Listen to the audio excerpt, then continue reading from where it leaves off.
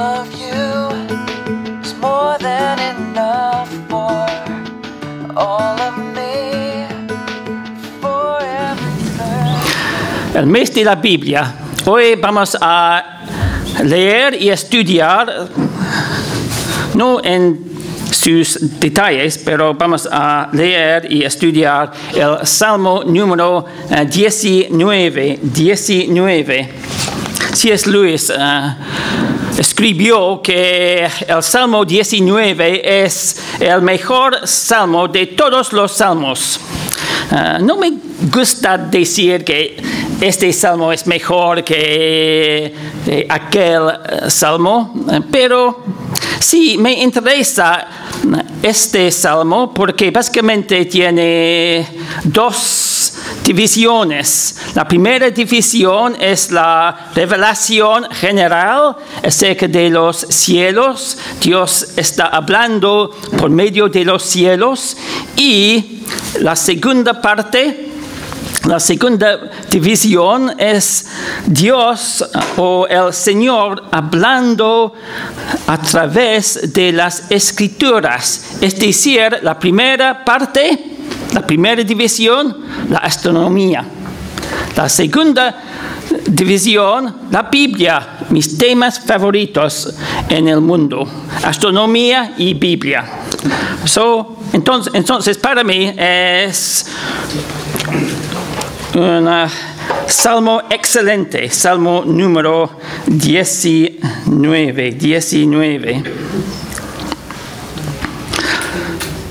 Mi Biblia tiene el título Las obras y la palabra de Dios. Los cielos cuentan la gloria de Dios y el firmamento anuncia la obra de sus manos. Un día emite palabra a otro día y una noche a otra noche declara sabiduría. No hay lenguaje ni palabras, ni es oída su voz. Por toda la tierra salió su voz, y hasta el extremo del mundo sus palabras. En ellos puso tabernáculo para el sol, y como esposo que sale de su tálamo. Se alegra cual gigante para correr el camino. De un extremo de los cielos es su salida, y su curso hasta el término de ellos. Y nada hay que se esconda de su calor. La ley de Jehová es perfecta, que convierte el alma. El testimonio de Jehová es fiel, que hace sabio al sencillo. Los mandamientos de Jehová son rectos, que alegran el corazón. El precepto de Jehová es puro, que alumbra los ojos. El temor de Jehová es limpio, que permanece para siempre. Los juicios de Jehová son verdad, todos justos. Deseables son más que el oro, y más que mucho oro afinado, y dulces más que miel, y que la que destila del panal. Tu siervo es además amonestado con ellos. En guardarlos hay grande galardón. ¿Quién podrá entender sus propios errores? Líbrame de los que me son ocultos. Preserva también a tu siervo de las soberbias, que no se enseñoreen de mí. Entonces seré íntegro y estaré limpio de gran rebelión. Sean gratos los dichos de mi boca y la meditación de mi corazón delante de ti, oh Jehová, roca mía y redentor mío. Es un buen salmo, ¿no? Un salmo hermoso, con poesía hermosa. En su primera parte, Dios habla por medio de los cielos. Dios habla por medio de los cielos. Amén. Acá hay una foto de la Vía Láctea. ¿Sí? La Vía Láctea. Con sus estrellas, es decir, es una vista de nuestra galaxia, una foto tomada por lo largo de la galaxia, de nuestra galaxia,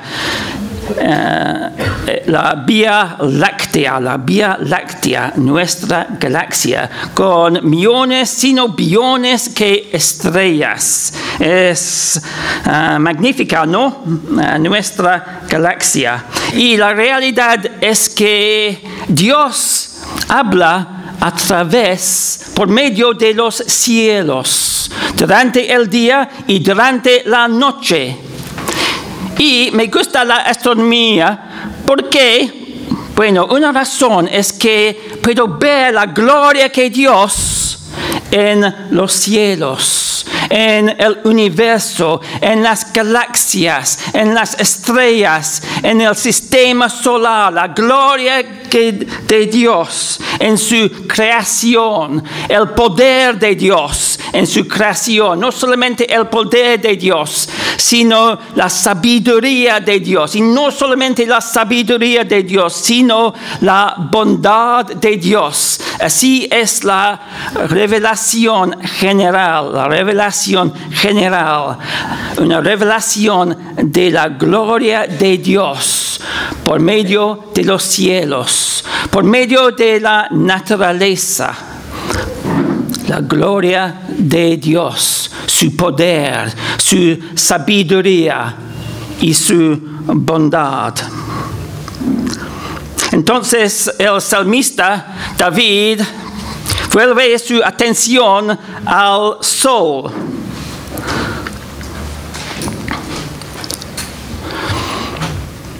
Y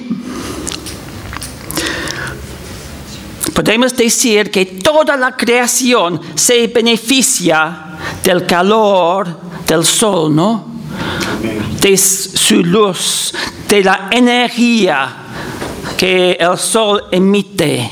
La energía, el poder, la gloria, la luz, el calor, toda la creación, toda la humanidad, toda la vida se beneficia del calor. Y para mí es un buen ejemplo de la provisión de Dios para la humanidad, sino para toda la vida. Toda la vida. En esta parte del Salmo podemos ver la personificación, es decir, hay dos símiles del sol. El sol se describe como si fuera un novio con su gozo, o como si fuera un atleta con su fuerza física. Es la personificación, pero no es la glorificación, no es la adoración al sol, no. Son nada más que símiles. No es la adoración, debe ser al sol.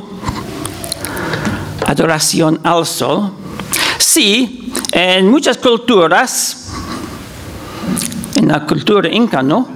Sí, acá adoraban al sol, ¿no? Y en la cultura egipcia adoraban al sol, especialmente un faraón que se llamaba Ajenatón.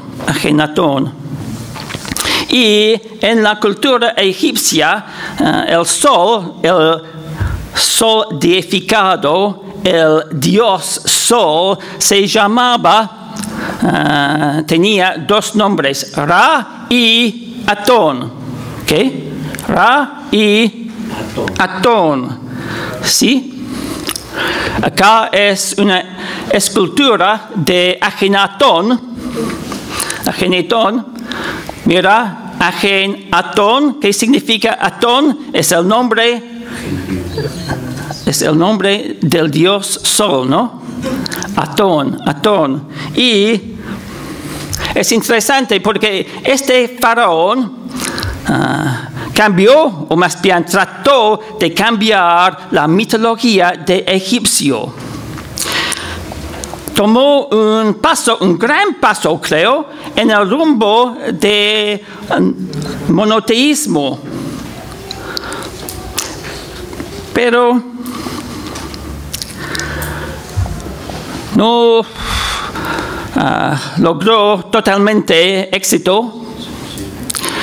Agenatón, el faraón que reinó sobre Egipcio desde 1353 hasta 1335, es decir, 18 años, ¿no? Y trató de cambiar la mitología de Egipto. Para él, es decir, para Agenatón, era solamente un dios. ¿Qué dios? El dios Atón, el dios Ra, el dios Sol, para él.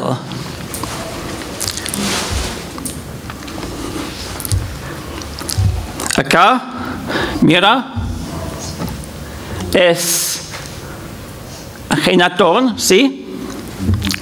Acá su esposa famosa que se llamaba Nefertiti.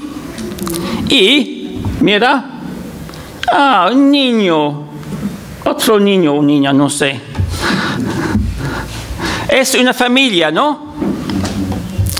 Y es interesante porque su hijo también es muy famoso, no porque tuvo un rol muy importante en la historia de Egipto, pero su nombre es Tutankamón. Sí, el hijo de Agenatón. Y su tumba fue hallado hace, creo, ahora 100 años, con todos sus tesoros, ¿no? Un joven, pero lo siento, este faraón cambió la religión de Agenatón y otra vez la mitología de Egipto se convirtió en la idolatría, en el politeísmo otra vez. Pero para Agenatón había solamente un dios, el dios Sol. Acá, el Sol, ¿no? O Atón. Es decir, según su pensamiento, él y su familia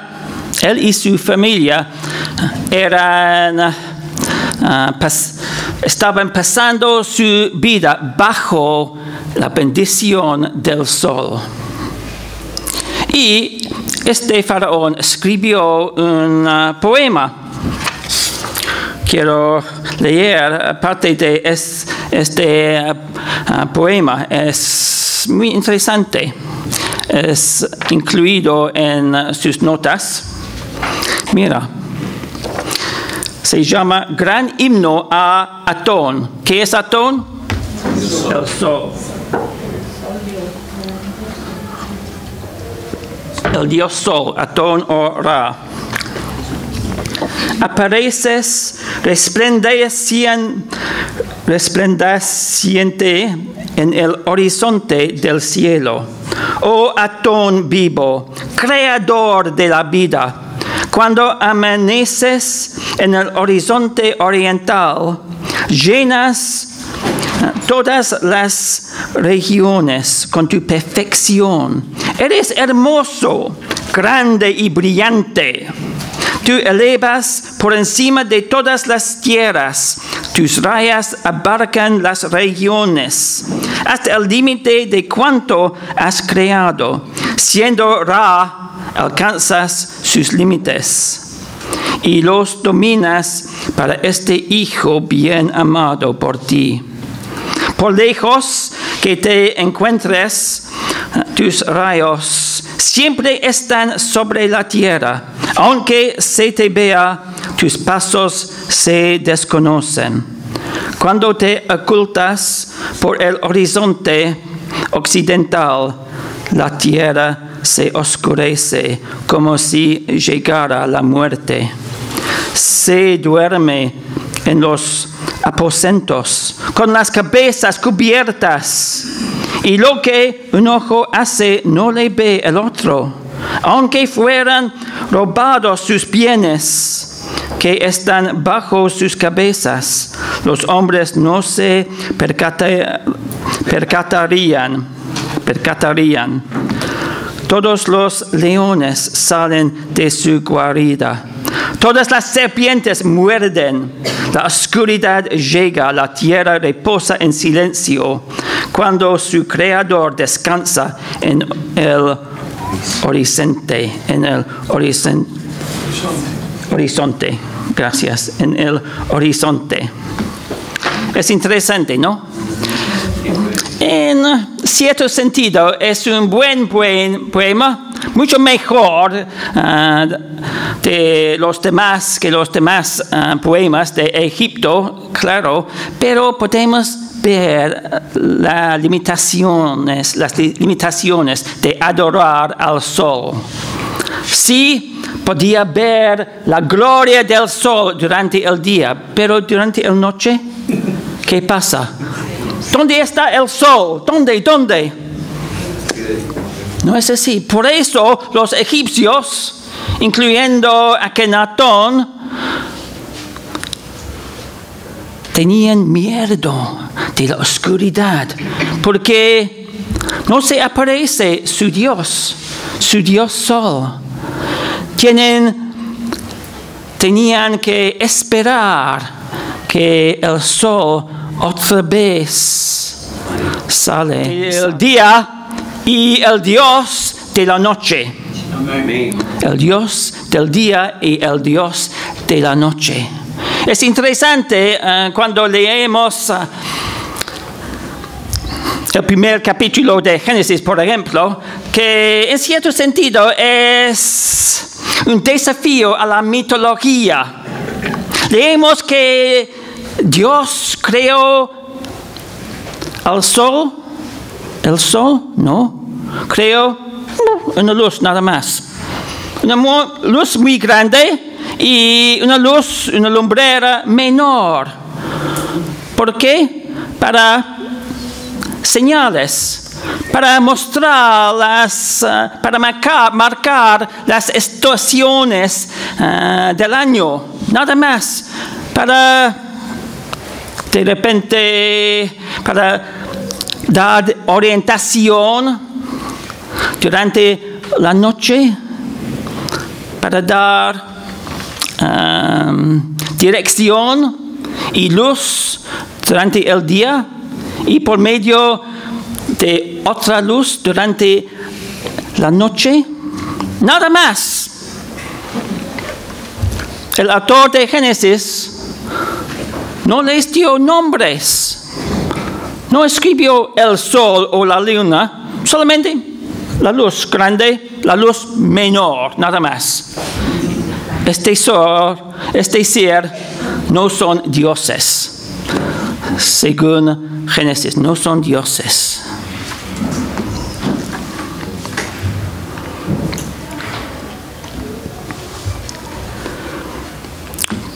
Bueno, entonces hay la revelación general, ¿no?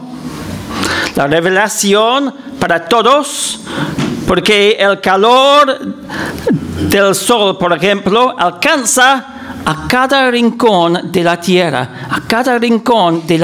¿no?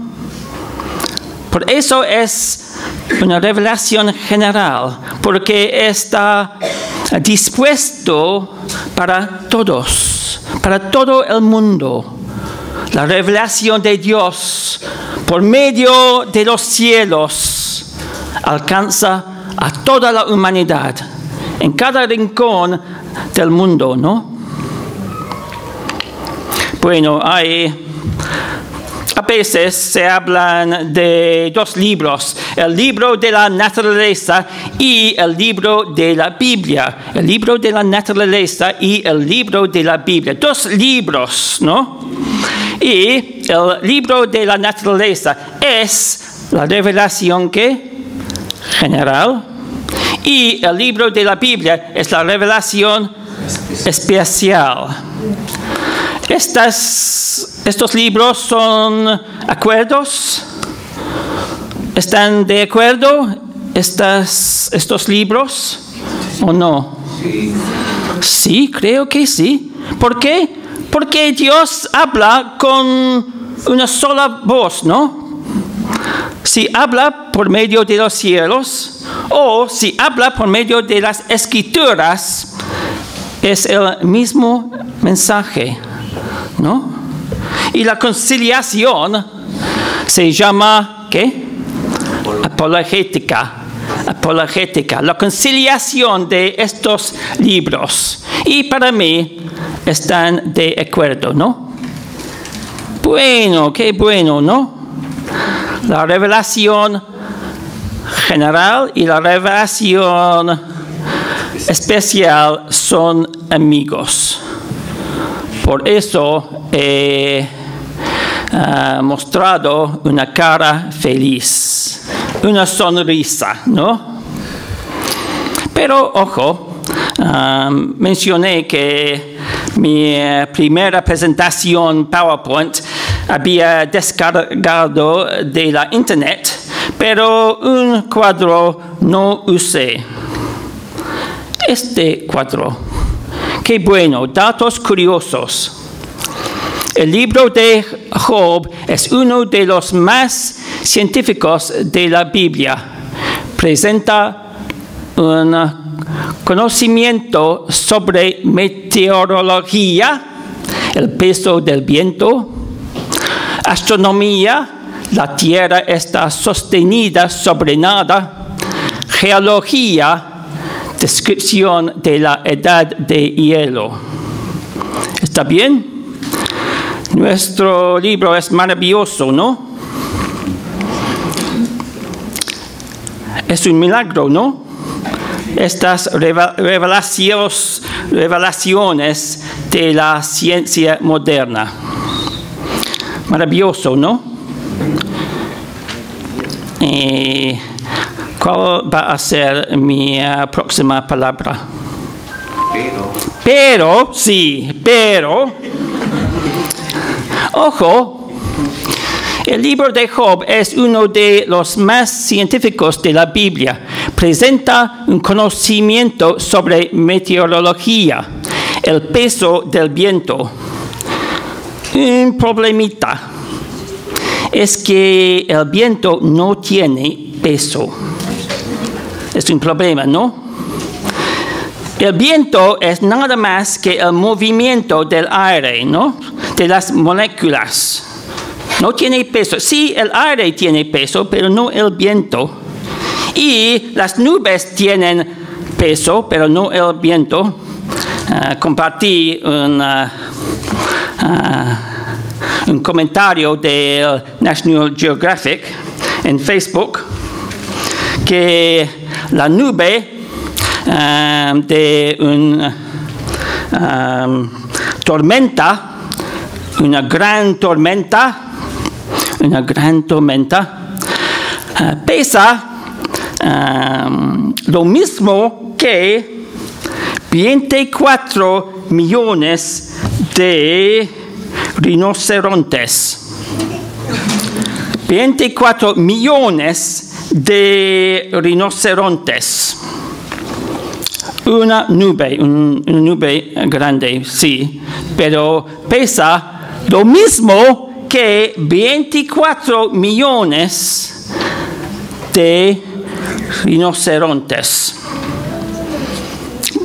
Bueno, pero Job no escribió que las nubes tienen peso, sino el viento es un problema, ¿no? ¿No? Sí, creo que sí, no. Ningún científico va a decir que el viento tiene peso, porque no tiene peso, ¿no? Pero tu Biblia dice que Dios ha dado peso al viento, ¿no? Dios ha dado peso al viento, pero parece que el viento no ha recibido este don. ¿Qué vamos a hacer ahora? Es bueno a veces usar una traducción moderna, porque según una traducción moderna, el viento habla de según el NBI, es, la fuerza del viento. La fuerza del viento. Es otra cosa, ¿no? No es lo mismo. ¿Ahora hay problema con la ciencia? Creo que no. Pero tampoco leemos una revelación milagrosa de la ciencia moderna. ¿Por qué? Porque todas las personas saben que el viento tiene fuerza, ¿no? ¿Hay una contradicción, hay un conflicto entre la ciencia y la Biblia? No. ¿Hay una revelación milagrosa de la ciencia moderna? Tampoco. Es una referencia a la fuerza del viento. Pero por lo menos Job sabe su astronomía, ¿no? Porque porque la tierra está sostenida sobre nada. Según la traducción moderna, probablemente dice lo mismo. Está bien, ¿no? Es una revelación del sistema solar, ¿no? Pero debemos leer un comentario moderno, ¿no? Sí, para averiguar, establecer la verdad en este sentido, ¿no? Gracias a Dios, en nuestra biblioteca tenemos comentarios. Sí, acá, comentario del contexto cultural de la Biblia. ¿Está bien, no? Bueno, cada comentario nuevo, moderno, va a tener en cuenta el contexto cultural, claro. Pero es el enfoque de este comentario. Bueno, ¿puedo abrirlo? Sí. Me gustan los libros. Excelente. Mi Dios, no. Bueno. Un libro nuevo. Job 26:7. Job 26:7. Bueno, 26:7. Excelente. Hay un párrafo bajo el título Suspendida sobre la nada. Excelente, ¿no?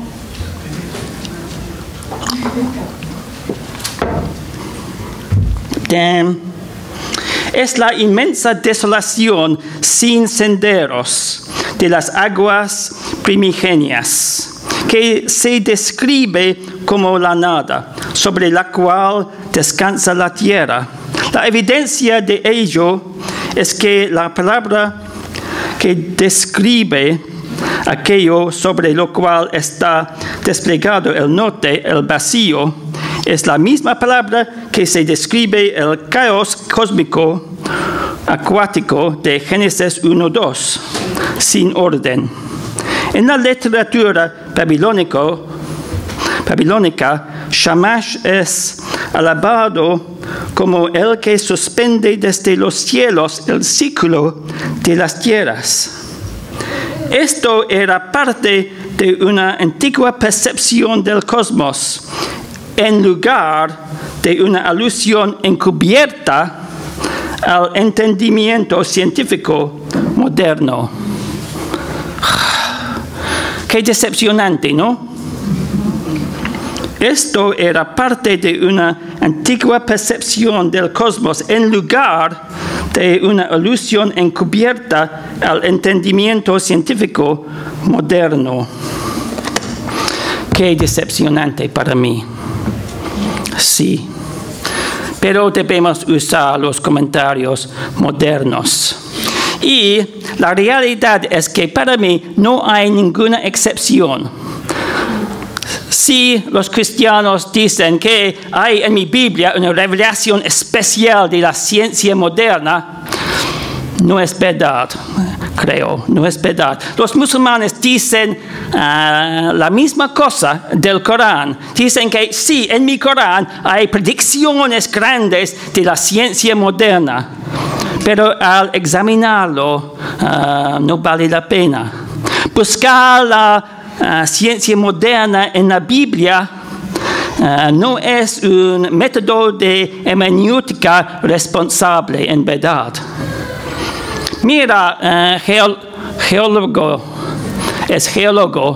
descripción de la edad de hielo.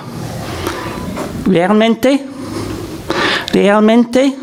Según la ciencia moderna, no sé, pero dicen que hubo 4 o 5 edades de hielo.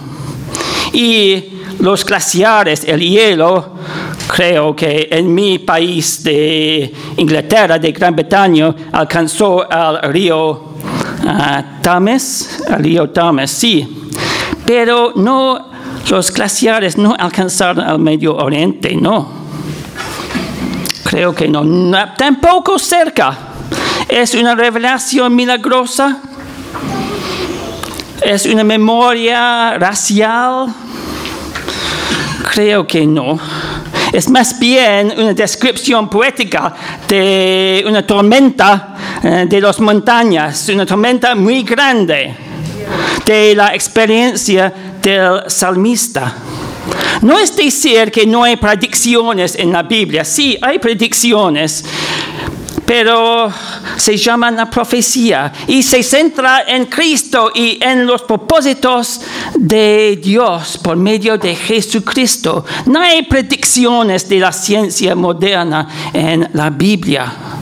Es la imaginación de los cristianos, es la imaginación de los musulmanes también. Pero no es decir que la Biblia no está de acuerdo con la ciencia. Sí, es así. Bueno, es así. Pero creo que es así. No son datos curiosos, son datos equivocados. Pero el Señor habla por medio de las Escrituras. Y la palabra de Dios es ¿qué?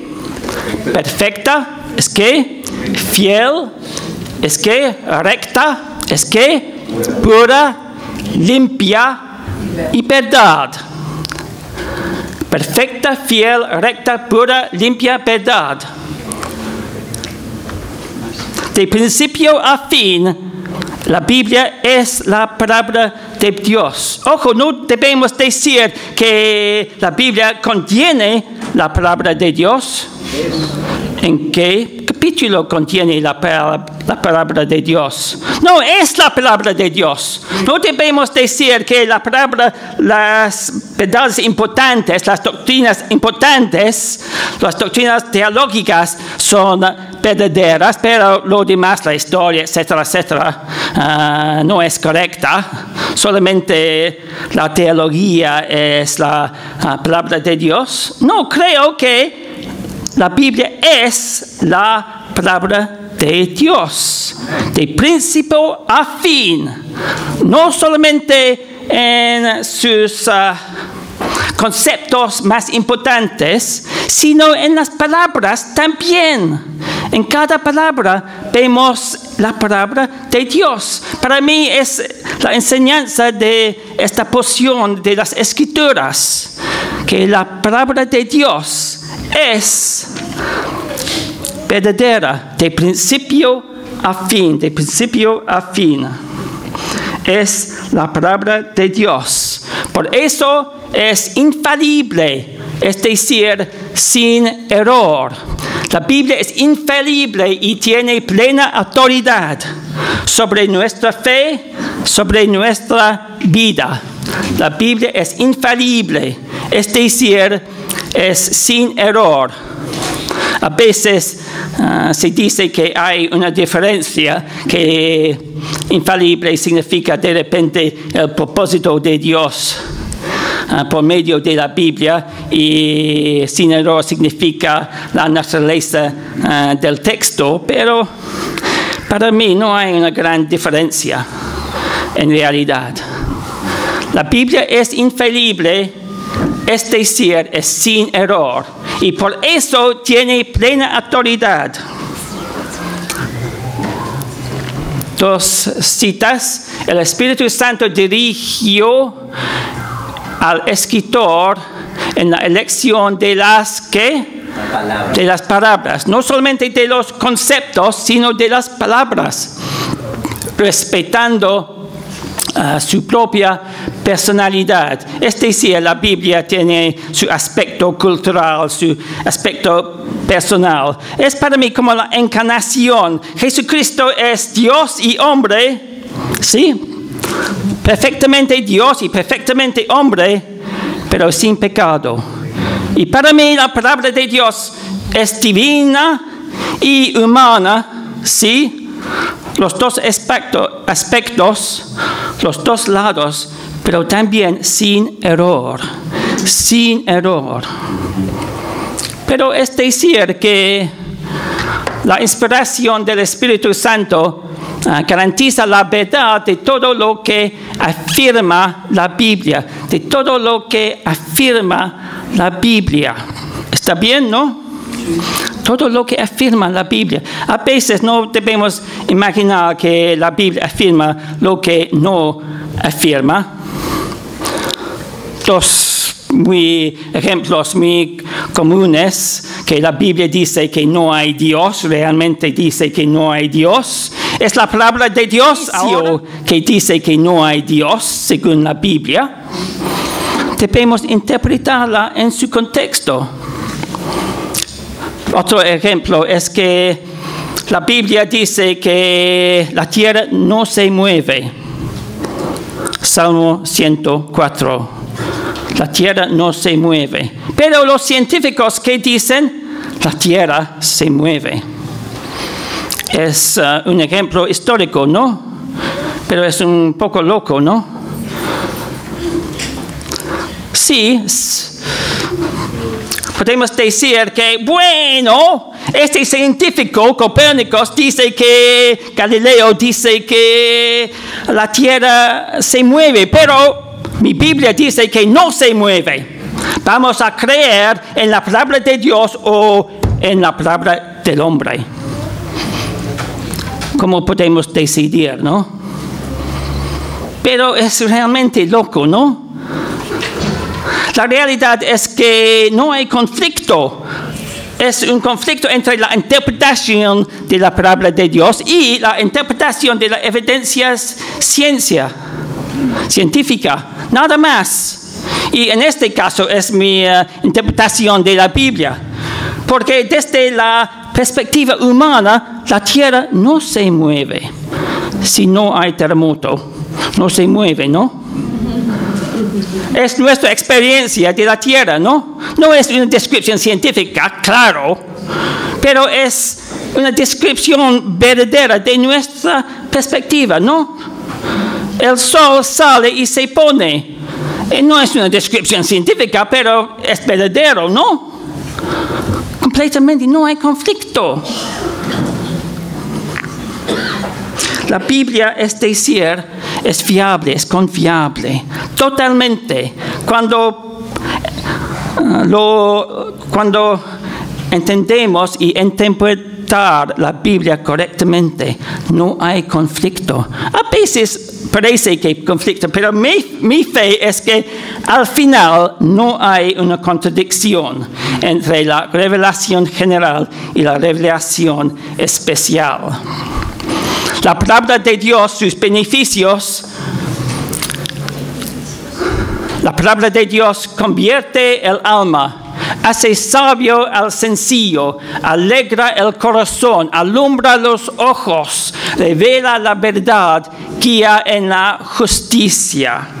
Es algunos de los beneficios de la palabra de Dios. Por eso, el salmista David dice, la palabra de Dios, la ley, pero se puede aplicar a toda la Biblia, la palabra de Dios es más deseable que oro y más dulce que miel. Para el salmista. ¿Para tú? ¿Para mí? ¿Más deseable que oro? Me interesa ver la reacción de los chinos cristianos cuando reciben una copia de la Biblia. Hay una gran escasez de Biblias en China. Una gran escasez. Y están dispuestos, están listos para dar todo su sueldo para comprar una Biblia. Para nosotros, más deseable que oro. No es así. El premio es una Biblia. No es muy interesante, ¿no? Una Biblia. Hermano Giovanni habla con muchos taxistas acerca del Evangelio. Dice, ¿tiene una Biblia en su casa? Sí, tengo una Biblia. ¿Lees la Biblia? No. ¿No es como un amuleto? Es así, ¿no? Es tu experiencia, ¿no? Sí, hay muchas personas que no valoran la Biblia. ¿Tienen ustedes una Biblia en casa? Sí. ¿Leen la Biblia? ¿Lees la Biblia? Sí. Bueno, la Biblia es más dulce que miel. ¿Siempre? No es mi experiencia. Siempre es dulce para mí, porque a veces hay pecado en mi vida, ¿no? En mi corazón. Por eso la palabra que Dios no me parece tan dulce, ¿no? Pero cuando seguimos a Cristo, cuando obedecemos a la palabra de Dios, ¿qué es el resultado? Que la palabra de Dios es para nosotros, con todas sus promesas, es muy dulce. Al final, Dios habla por medio de los cielos, por medio de las Escrituras, pero a la luz de la gloria de los cielos, a la luz de la pureza de las Escrituras, el salmista está consciente de su condición pecaminosa, Por eso leemos en este salmo su confesión de su condición pecaminosa y su deseo para tener una buena reacción con su Dios. Es interesante que en este salmo, cuando es Dios que habla por medio de los cielos, pero es Jehová, el Señor, que habla por medio de las Escrituras.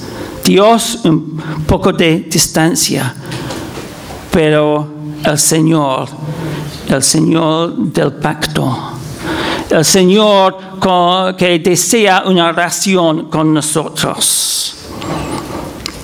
Entonces, al final de este salmo, leemos que David, el salmista, dice: Oh Jehová, roca mía y redentor mío. Una buena relación con Dios. Entonces, esta prédica es la última prédica de este mes.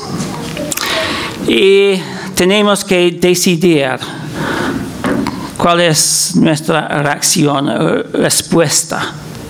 ¿Qué vamos a hacer ahora? ¿Un compromiso? ¿Lees la Biblia? ¿Debes leer más la Biblia? ¿Es un compromiso en la presencia del Señor? ¿Un compromiso para leer más la Biblia? De repente lees la Biblia, pero tu compromiso es para estudiar la Biblia más, para obtener, adquirir un buen entendimiento de las Escrituras.